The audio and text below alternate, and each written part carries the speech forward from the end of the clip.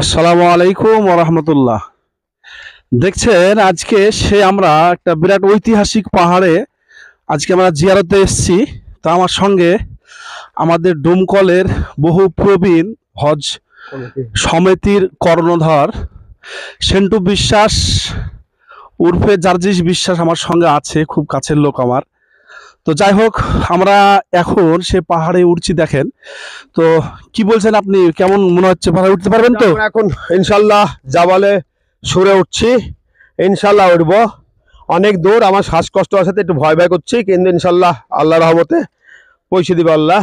আচ্ছা আচ্ছা, কষ্ট হচ্ছে খুব নাকি? একটু কষ্ট হচ্ছে, রাস্তাটা ভালো না তো, ছুটকি রাস্তা।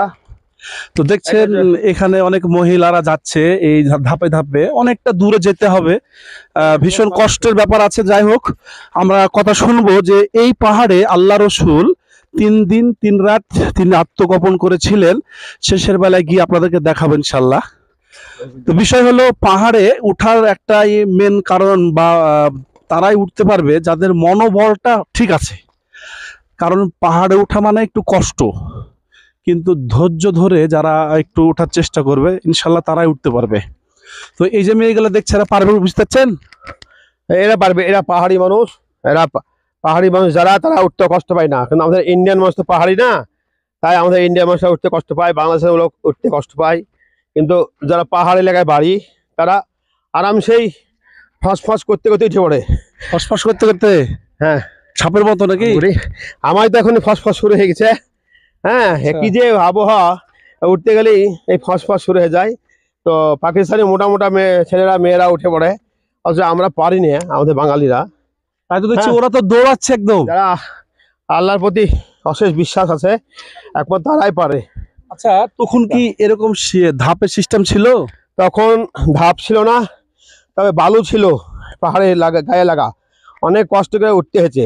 আচ্ছা, আল্লাহ রসুলকে তো হযরত আবু বকর নিয়ে গেছে, তো এখন কি কোনো মানুষ কাউকে কাঁধে করে নিয়ে যেতে পারবে? এখন কাঁধে করে এখানেও ট্রেনেও ঘাড়ে হাত দিলে নিয়ে যেতে দেবে না, এত কঠিন রাস্তা। তখনকার মানুষ ওদেরকে আল্লাহ তাআলা হয়তো শক্তি দিয়েছিলেন, তাই তারা কাঁধে করে নিয়ে উঠে গেছে। আমরা খালি হাতে উঠতি তো ফস করছি, বুঝতে পারছেন, তাই না? তো যাই হোক, যে সেই পাহাড়ে আমরা যাচ্ছি, তো আপনারা সাথে থাকবেন ইনশাল্লাহ। যেখানে আল্লাহ রসুল 3 দিন 3 রাত আত্মগোপন করেছিলেন, ইনশাল্লাহ সেই জায়গাটা আমরা দেখাবো আপনাদেরকে। তো চলুন আমরা সেই পাহাড়ে উঠি। প্রায় কাছাকাছি চলে এসেছি আমরা, কিন্তু প্রচুর পিপাসা লেগেছে। আমরা লেবু পানি এখন খাবো। তো এখানে সেন্টু ভাই বসে আছে, ওকে দিই পানি। নেন, একটু গলাটা ভিজান। খুব ক্লান্ত।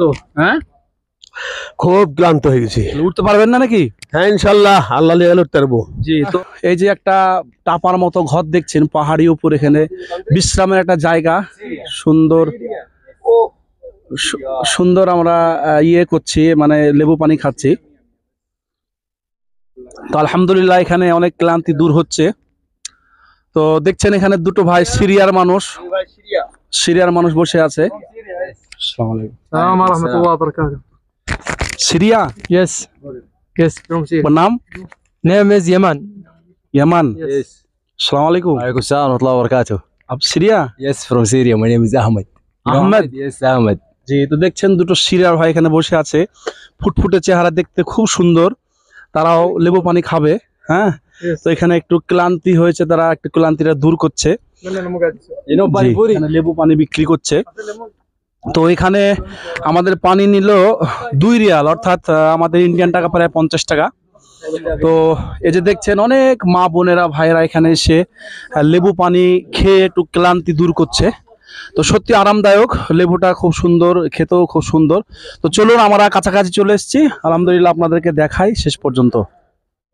এই যে আমরা একদম সর্বোচ্চ চূড়ায় 2 ঘন্টার উপর অতিক্রম করে ক্লান্ত শরীরে দেখাচ্ছি। আপনারা ভিডিওটা কিন্তু অবশ্যই শেয়ার করবেন, নাকি বলছেন? হ্যাঁ, ইনশাল্লাহ আপনারা শেয়ার করবেন, অনেকে দেখবেন। যারা আসবেন তারা প্রস্তুতি নিয়ে আসবেন, 2 বোতল পানি এবং যদি চুইংগাম চকলেট নিয়ে আসেন খুব ভালো হয়। খালি খালি আসবেন না, কষ্ট হবে। হ্যাঁ। তো বিষয় হলো যে হয়তো সবাই উঠতে পারবেন না, যারা উঠতে পারবেন না তাদের জন্যই মূলত ভিডিওটা করা। কারণ এখানে ওঠা সত্যি কঠিন, মানে কঠিন থেকেও কঠিনতম একটা জায়গা। মানে তাই আমি বলছি যে আপনারা ভিডিওটা অবশ্যই শেয়ার করবেন। আর চলুন আমরা এবার গুহার ভিতরে ঢুকবো। তো এই যে দেখেন গুহায় ঢুকছে আমরা। সেন্টু ভাই দেখেন মাথায় লাগে না, মাথায় লাগে না। এই তো দেখেন ছাপড়িয়ে ঢুকছি আমরা সেই গুহায়, জাবালে সুর অর্থাৎ বিশ্বনবী যেখানে 3 দিন ছিলেন গোপনে। তো সেই পাহাড়টায় ঢুকছি, ভীষণ কষ্ট, ছোট্ট সরু রাস্তা। তো এই যে এখানে লাইন, এবার লাইনে পড়ে গিয়েছে আমরা, সিরিয়াল বাই সিরিয়াল ঢুকবো ইনশাল্লাহ। তো এতক্ষণ একটু স্বস্তি আসছে, কারণ দীর্ঘ 2 ঘন্টা পথ অতিক্রম করে আমরা এই চূড়ায় এসেছি। আর দেখেন একটা বিড়াল, সেও কিন্তু এখানে চলে এসছে। আর এখানকার বিড়ালগুলো খুব সুন্দর এবং তারা নাড়াচাড়া করলেও কিছু বলে না, খুব তো দেখেন এই যে সব বিভিন্ন দেশের মানুষ তারা লাইন দিয়েছে, যে বিশ্বনবী যেখানে লুকিয়েছিল বা আত্মগোপন করেছিল সেই জায়গাটা এক নজর দেখার জন্য। অনেক বয়স্ক ভাই, অনেক নওজোয়ান ভাই, অনেক মা খালারা, তিনারাও বহু কষ্ট করে তারাও এসছে। তো আমাদেরও পুরো গা ঘেমে গিয়েছে, এত পরিশ্রম করেছি শুধু আপনাদেরকে দেখাবো বলে। এই সে আমাদের আকাঙ্ক্ষিত জায়গা,